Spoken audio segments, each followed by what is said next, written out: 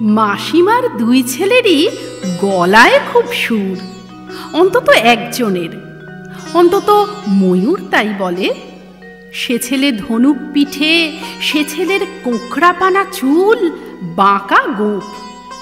ময়ূরের পিঠে চড়ে উড়তে উড়তে গান ধরে যখন, চোখে জল এসে পড়ে অল্প বয়সিনী মেঘেদের।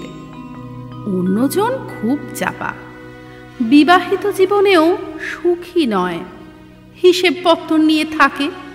মুখের জায়গায় সুর, গলার জায়গায় খোঁত খোঁত। গান গাইবার পথ নেই। না থাক, সে মনে মনে সুর ধরতে জানে, মনে মনে সা লাগায়, মনে মনে দাঁড়ায় পঞ্চমে, সপ্তক ছাড়িয়ে চলে যায়।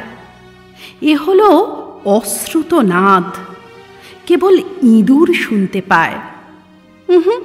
না না, সিংহের পায়ের তলা থেকে মরতে মরতে অসুরজিও তারিফ জানায়, এখনো জানাচ্ছে। এই 4 দিনের হুটোপাটি শেষে বাড়ি ফিরে হাত পাখা হাতে মাসিমা দাওয়ায় বসে জিরোচ্ছেন। অসুর পায়ের কাছে বসে গপ্প করছে। ছেলেদের গানের কথাও অল্পে অল্পে উঠেছে যখন, মাসিমার গালে হাত। তাই নাকি? ও মেয়েরা, শিগগির শোন।